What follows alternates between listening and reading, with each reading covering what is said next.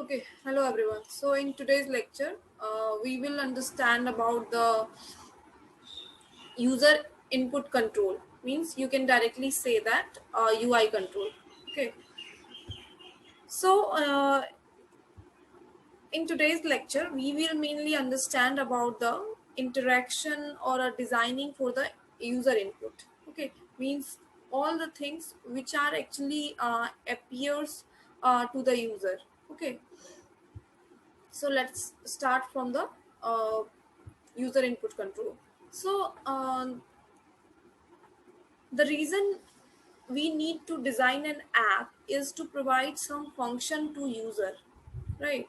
Some function to user, and in order to use it, so there must be a way to the user to interact with it. So for an Android app, interaction typically include typing or pressing or talking and listening, and the framework provide corresponding user interface elements such as button, menus, keyboard, text entry field, and microphones. So in this, we will learn how to design an app user interactions and the buttons needed for triggering actions, and the text entry field for the user input also. So in the design, we need to anticipate what user might need to do, and ensure that the UI has eliminate that are easy to access, understand, and to use. So when your app needed to get data from the user, make it easy and obvious. Get the user whatever assistance possible to provide any input data, such as anticipating the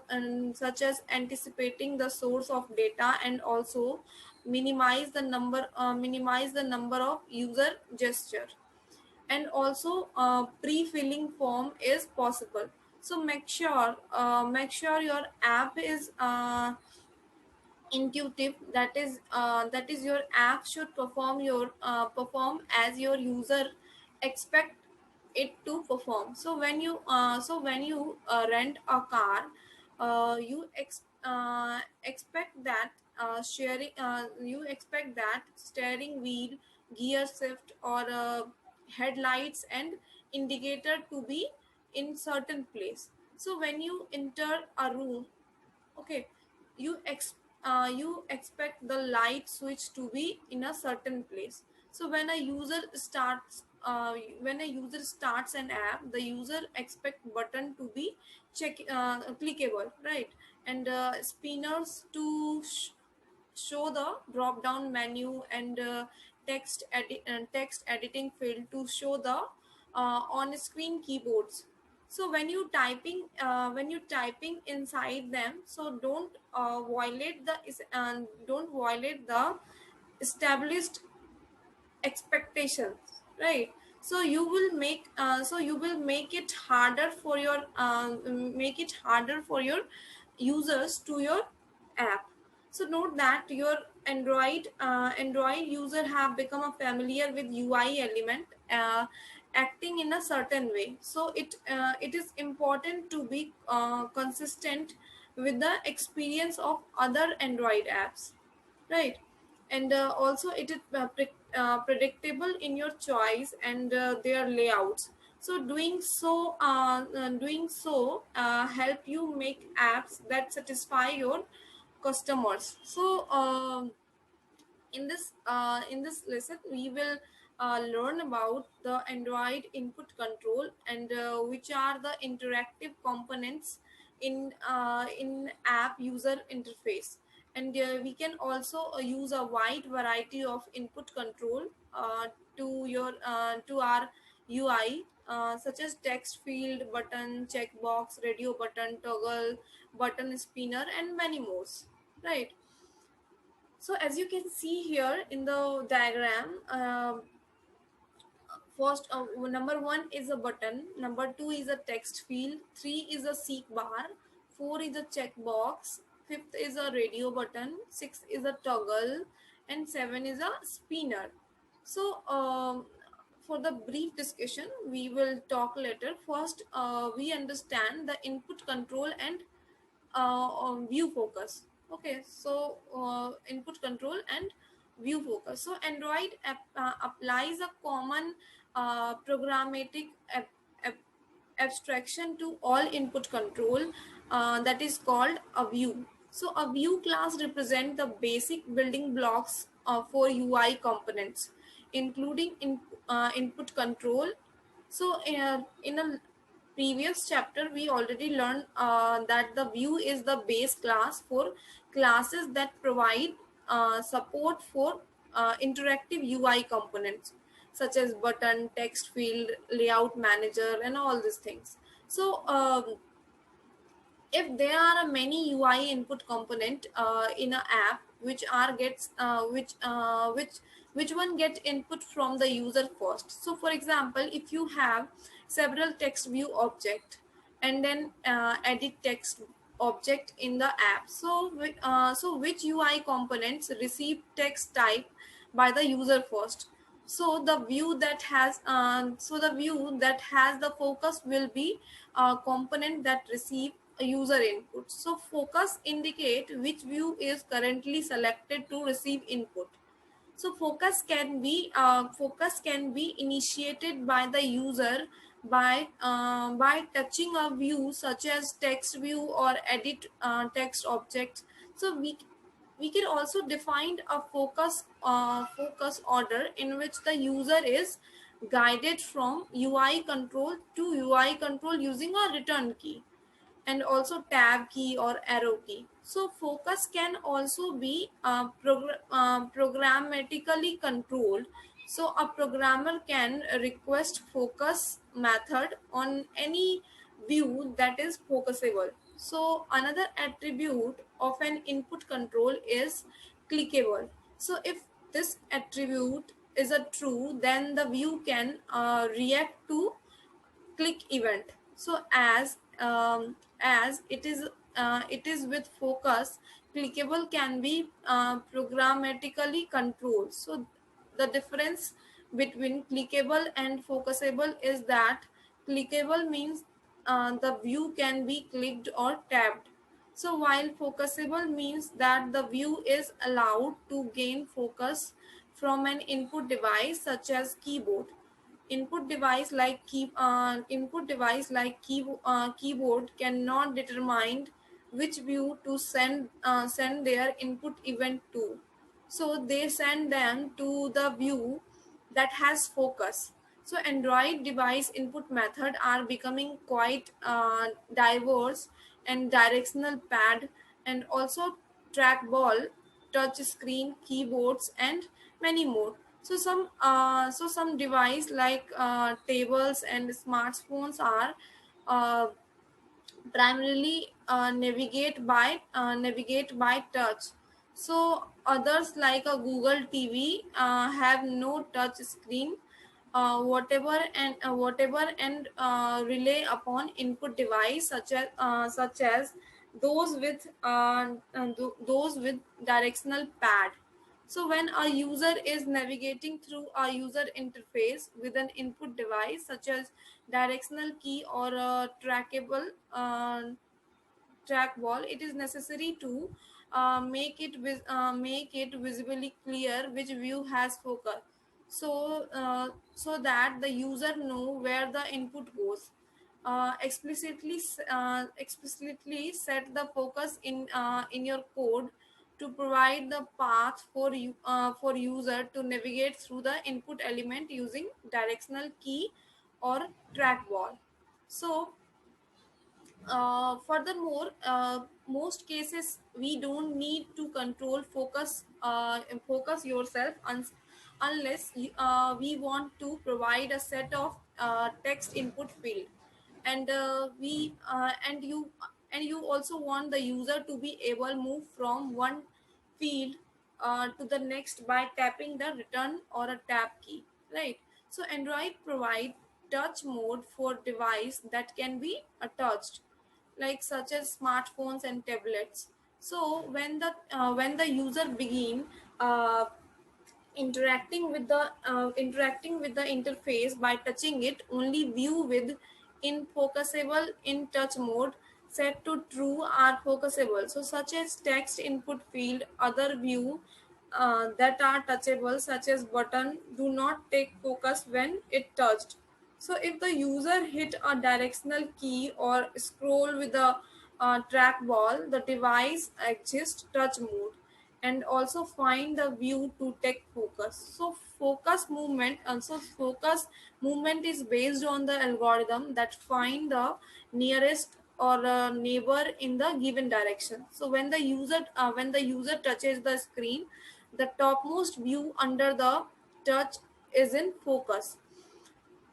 So providing touch access for the child view of the topmost view. If you send the edit text view to a single line, the user can tap the return key on the keyboard to close the keyboard and shift focus to the next input control view based on what the Android system find.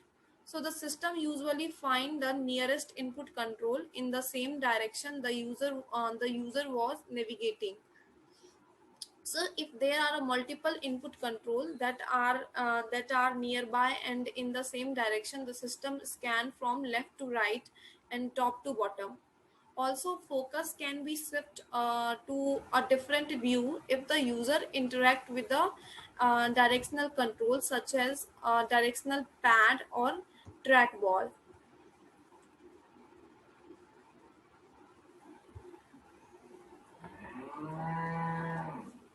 You can also influence the way Android handle focus by arranging input controls such as edit text element in the certain layout from left to right and top to bottom. Okay, so that focus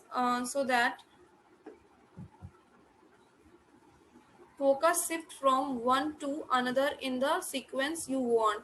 So if the algorithm does not give you what you want, you can override it by adding the next focus down and the next focus left or next focus right and the next focus up XML attribute to your layout file.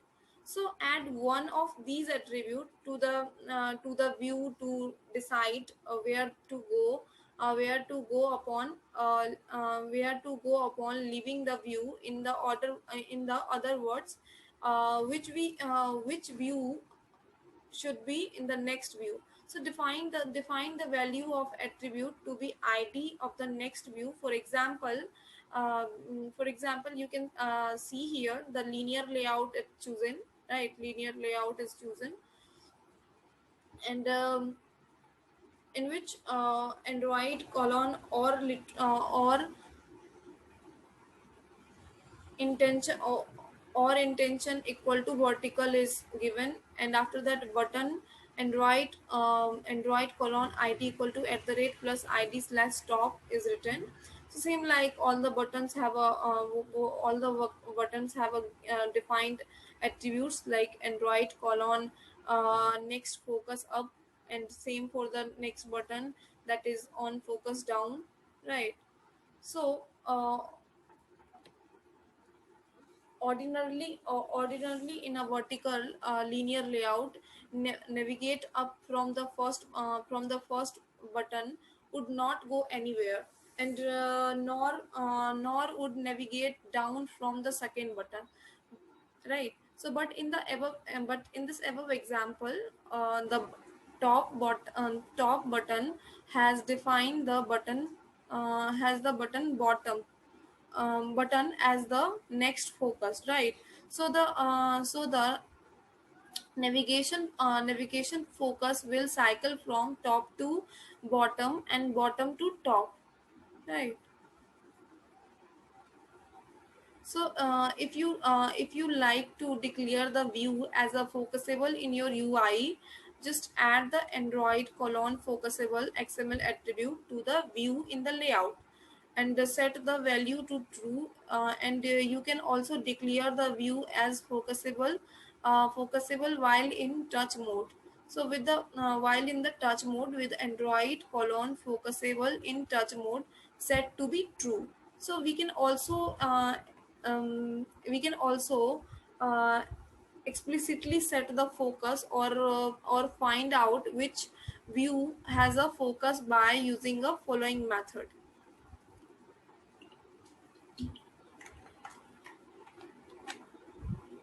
So first method, we can call on focus change to determine where the focus came from, and to find out which view currently has the focus, just we need to call activity dot get current focus method, or we can use view group dot get focus child to return the focus child of view.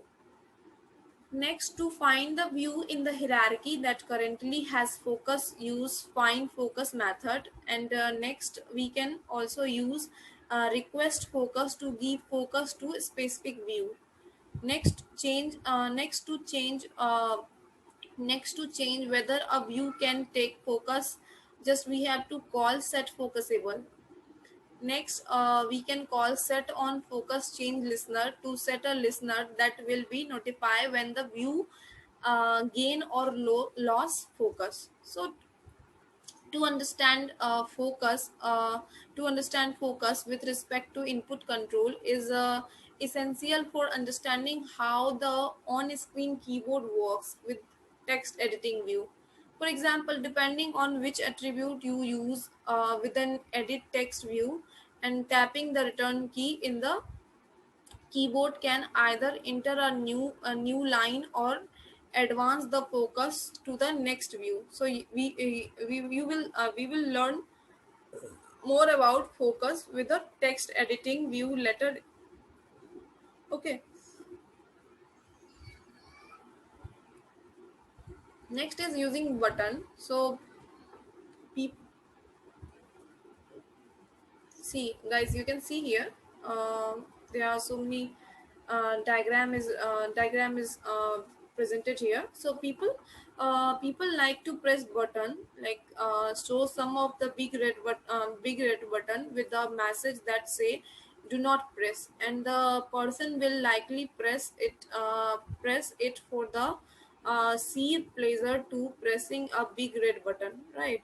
So you can make a button using only text as shown on the left side of the figure below, and only an icon as shown in the center of the figure button, or both text or icon as shown on the right side of the uh, figure. So as you can see here, first button on second button. So when you touch or clicked a button perform an action, right? So the text and or icon provide the hint of that action. So it is also referred to as a push button in Android documentation. A button is rectangle or a rounded rectangle, right? Rectangle or a rounded rectangle, so wider than it is tall, with the descriptive caption in the center. So Android button follow the guideline in the Android material design specification. So learn more about that the we will learn about more that the next. But right now Android offers several types of button, including raised button and flat button as shown in the figure.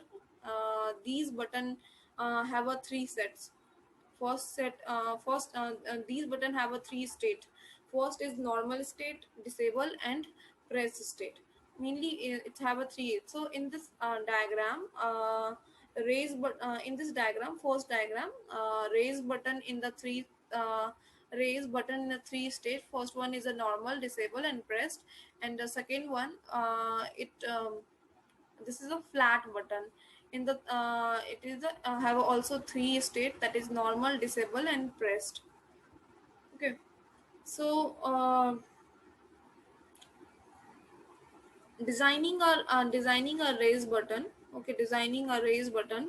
A raise button is a rectangular or a round rectangle or appear lift from the screen, right? So that Android colon level equal to uh, at the rate string slash activity to underscore name. Okay, after that just write attribute Android colon parent activity name equals to dot main activity, and after that Android colon launch mode equals to standard, and then just close the activity tag. So there are four launch mode available as the part of activity element. First one is standard, second one is a single top, third one is a single task, and fourth one is a single instance. So what is standard? Standard is actually the default. Okay, so the activity are launched and added to the back stack for the task, and an activity can be activity can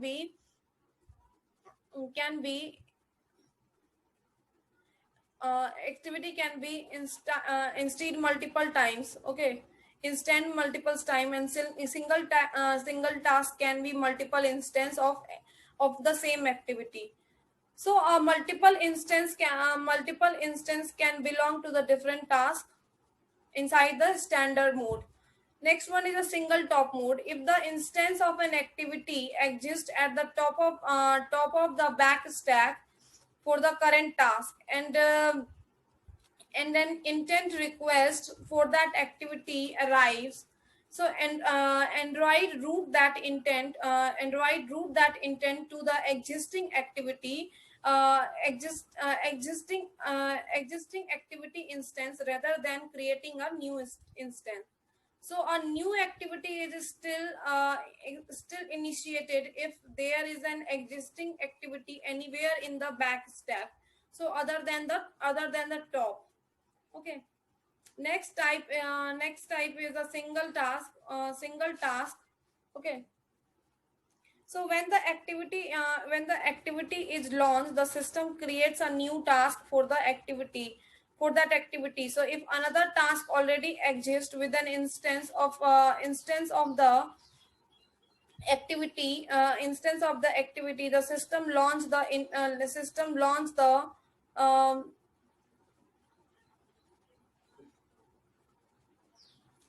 if another task already exists when the if another task already exists with an instance, and that activity have same roots of the intent that have an activity instance. So single instance, except that the system does not launch any other activity into the task holding the activity instance. So the activity is always the single one and the only the member of its task. So the vast majority of a app will only use the standard or single top launch mode, and the documentation of more detailed information on the launch mode is uh, first one is the intent flag.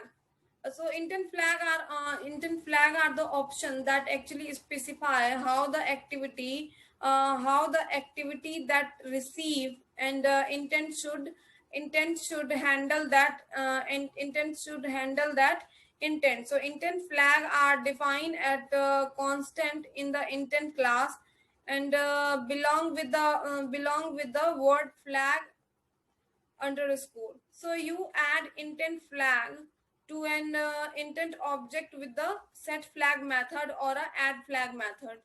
So the specific intent flag are used to control activity launch mode, either in conjunction with the launch mode attribute or the place of it. So intent flag always take place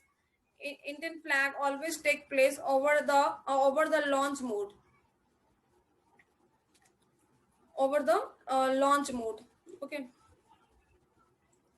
So in the case of conflicts, flag activity underscore new task. So start the activity in a new task. This is the same behavior.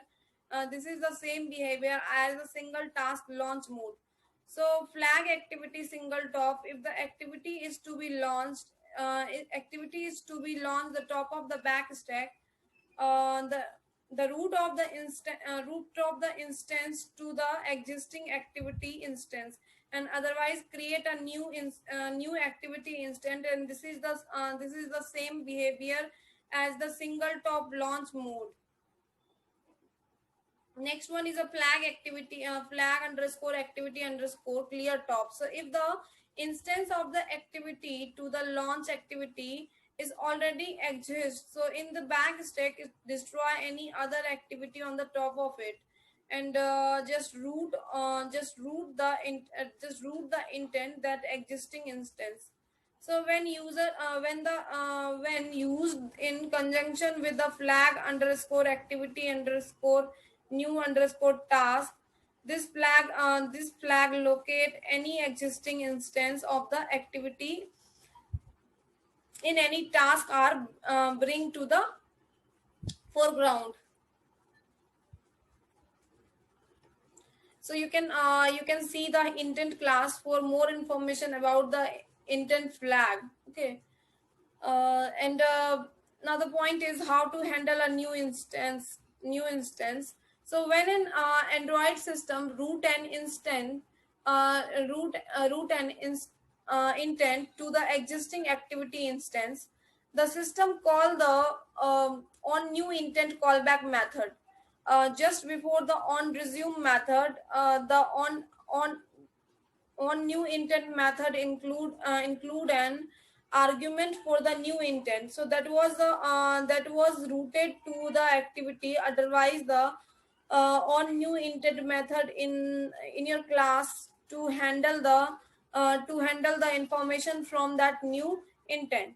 So note that the get intent method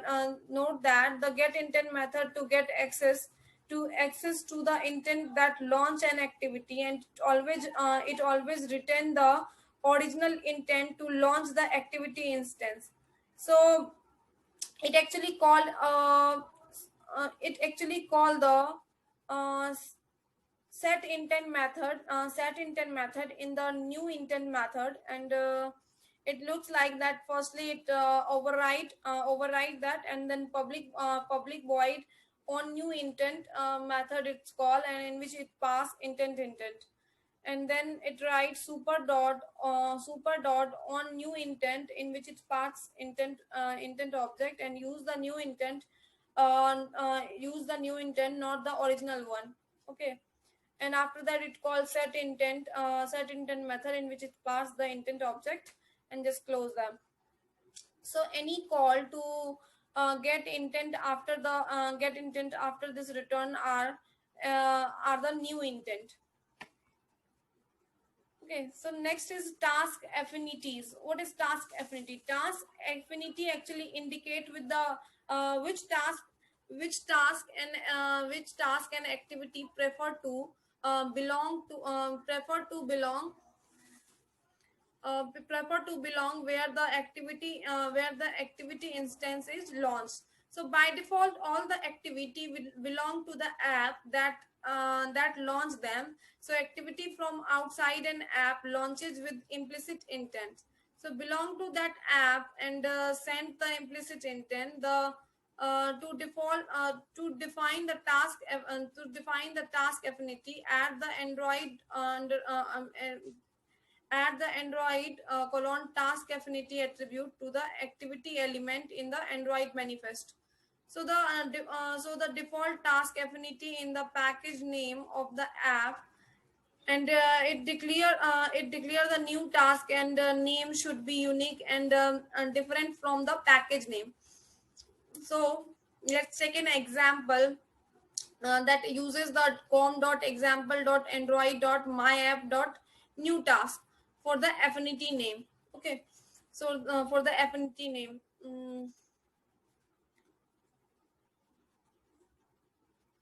So first call the activity tag, and inside that just write some attribute like first name attribute, level in attributes, and parent activity name attributes. So first of all, in a name attribute, just pass the dot second activity as a value, and then in the level, just pass the at the rate string slash activity to underscore name, and in the parent activity name, just pass the dot main activity, and after that task affinity equal to com dot example dot android dot my app dot new task. So here my new task is written as a affinity name, and after that close the activity tag. So task affinity, so the task affinity are often used to conjunction, often used to conjunction will be the with the single task, and launch with the flag activity new underscore task, and the intent flag to place a new activity in the own name task. So if there are a new task already exists, the new task already exists, the intent is rooted to that task, and rooted to that task, and to task and that affinity. So the another use of task, and another use of task attribute is requesting, which enables the task to move from the activity, and with activity it was launched in the activity. So it has an affinity for enable the task representing. So add the task affinity attribute to the activity elements, and set the android colon and allow task representing to true. So you need to first call the activity tag. So inside the activity tag you need to write some attribute, that is first name attribute, level in attribute, and the same. So in the first name attribute, you need to write the name of that activity. So as we know that we are calling the second activity, so write the name as a dot second activity, and that in the level attribute, write at the rate string slash activity to underscore name, and then in the parent activity name, just write dot main activity, and then task affinity equal to com dot example dot android dot my android dot my app dot new task. So android allow task to represent um, Android colon allow task representing equal to true, and then just close the activity tag. So there are so many related practicals are there, that is activity and implicit intent, activities and implicit intent. So guys, you can try that task, and just uh, do that practical on the Google Android Studio. Next we will learn about next we are switching to the Android Studio debugger. So debugger is the process to define and fixing the error to unexpected behavior of your code. So all the code have bugs from incorrect behavior in your app. So to behavior that consume memory or a network resource, and to actual app freezing or crashing. So bug can result of many reason. So first one is error in your and error in your design or implication, and Android framework limitations, or missing requirements, or missing requirement or assumption for how the app should work, and also the device limitations. So use the debugging testing and uh, profiling capabilities in the Android Studio to help your to help your procedure to find the resolve all these problems. So like these capability also include the Android monitor, Android Studio Debugger, and testing frameworks such as JUnit or Espresso. So Delvik debug monitor server to track resource uses, and in this chapter you will learn how debug your app with the Android Studio Debugger. So set the view back point and steps through your code, and examine. Examine variables. So running the debugger, running an app is debug mode is similar to just running that app. So we can earlier run an app in debug mode and attach the debug to already running app. So for running that app, you need to start the debugging and just call the debug in the toolbar. So in the Android Studio, in the Android Studio, you need to build an APK and single it to debug the key installation.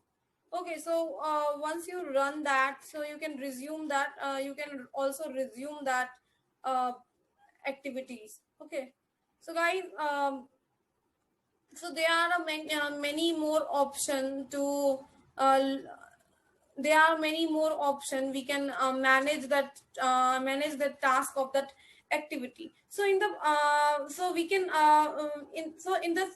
in this our app is actually contain its own stack, right? So the activity can run has a visited while they use the app. So as a user navigate around an app, activity launches for that task are paused and also popped from the stack to the task. And most of the time the user navigation from activity to activity and back again through the stack is straightforward. So depending on the design and navigation of the app type of the app, there may be complaints, and especially with the activity that are started from the other app and other tasks. So for example, say you have an app with a three activity, that is A B C, and a launcher B with the intent, and B launches C. So C is in the turn sent to the intent to the A. So in this case, the system creates a second instance of A in the top of the stack, and rather than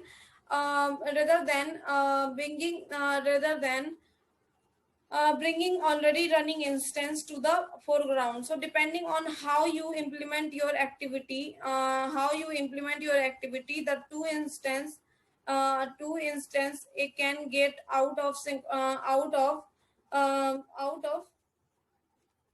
synchronize and provide a confusing experience for the user, and they also navigate back through the stack. So guys, we can say that the activity C can be launched from the second app in the implicit intent, and the user run the second app within which has own task and its own back stack. So that app uses an implicit intent to launch your activity C, and a new instance of C created the place or the backstick for the second app task. So you will still has its own task and its own backstack and its own instance of C.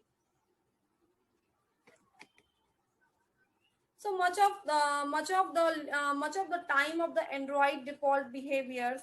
for task and activity work fine and don't have any worry about how the activity are associated with the task, or how they exist in the back stack. So if you want to change the normal behavior, Android provide a number of way to manage a task and the activity with the which those tasks including. So first one is a activity launch mode, and second one is a affinity task affinity.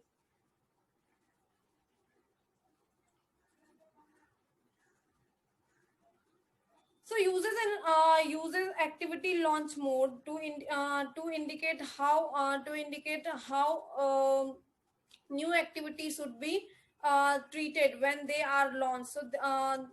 So that that is if they should be added to the current task or launched to the new task. So it defined the launch mode for the activity, which attribute of the activity element that the Android manifest or the flag set to the intent that start an activity. So that's why the activity attribute define the launch mode for the activity that add the Android launch mode attribute for the activity element and the Android manifest. So for the example, it you can write in the standard mode or a default mode for the launcher. So there are mainly four mode of launcher mode are available for the activity element. Okay, so first one is a standard, and the new activity are launched. A new activity are launched, and that have a that had added to the and that had added to the back stack of the current task. An activity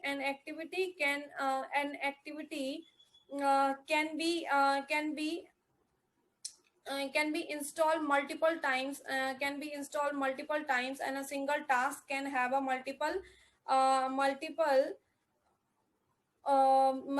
instance of the same activity, or a multiple instance can have a can belong to the different task. So a single top if the instance of the activity exists in the top of the back stack for the current task, and the instance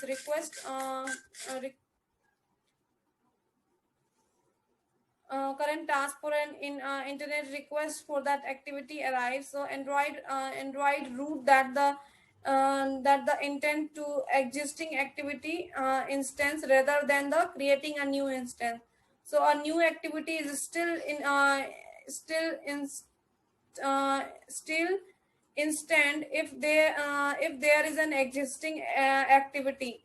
So anywhere if the back stack or other than the top. So a single task also, in which single task launcher is also a mode. So where the activity is actually launches, the system creates a new task in the Android activity. So for another task already exists with an instance of activity, the system routes the instance to the activity instead. So single instance and same as the single task expect that the same doesn't launch. So any other activity though so the any other activity into the task holding the activity instance, and the activity is always the single and only um, member of the task. The vast majority of app will um, only uses the standard or single top launch mode in the instant intent tag. So if the so intent flag are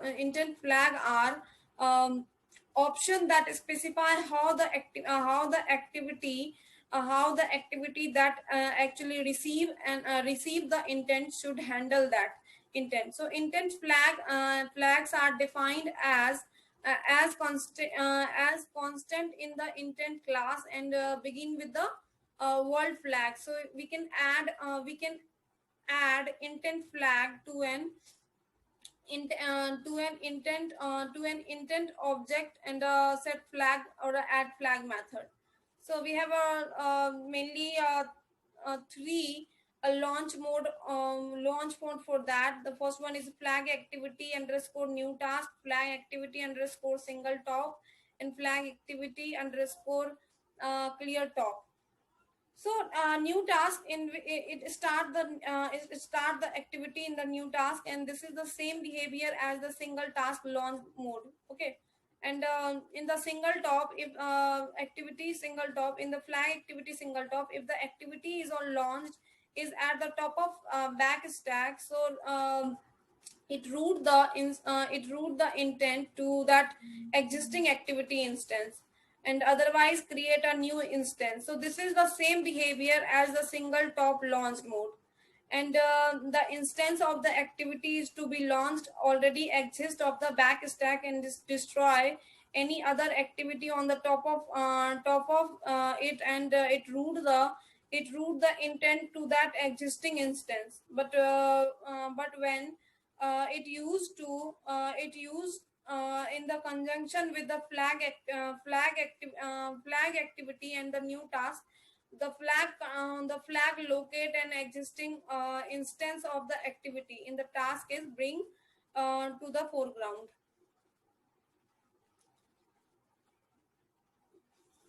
Okay, guys. So here is a reference book. Android programming cookbook.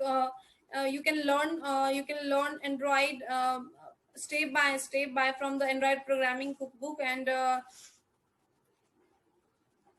here are some quizzes for the homework. First, learn this lecture, and after that, just do this homework.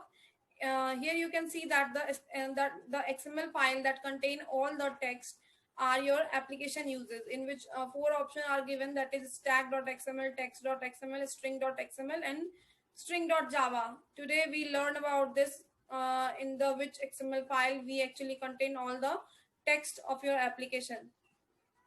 So what is the manifest.xml in the Android? So in the today's lecture we are talking many times about the we are talking many time about the manifest .xml file. So here are four options, that it has the information about layout in the application, and it has the information about activity in an application. So it has all information about an application. So next question is, how many size are supported by the Android? So Android support all the sizes. Android doesn't support all size, and Android support small and the normal, large, and extra large size. So size is undefined in the Android. Okay. So guys, what is your answer? How many size are supported by the Android? What do you say? Next is how you pass the data between activity in the Android. Oh, this is a very easy answer. Okay, a very easy question. You can easily get the answer because today we already learned about this. So option is intent, content provider, broadcast receiver, and none of the above. Next question is, how is the difference between margin and padding in the Android layout? So guys, in the design field, you know that the margin and padding of the Android layout are defined. So there here are the four options, that in margin is specifying the extra space left in all the four side of the layout. Padding is the use to offset the content of a view by a specific pixel and dp. Another option is both A and B are correct, and D is none of the above. So what's your answer? Next one is what is manifest.xml in the Android? So guys, tell me the answer. Next one is what is padding? What is padding intent in the Android? So it is kind of intent. Second option is it is used to pass the data between activity. Third one is it will fire at the 4 point of time, and fourth option is none of the above. So guys, what do you think? What is the answer?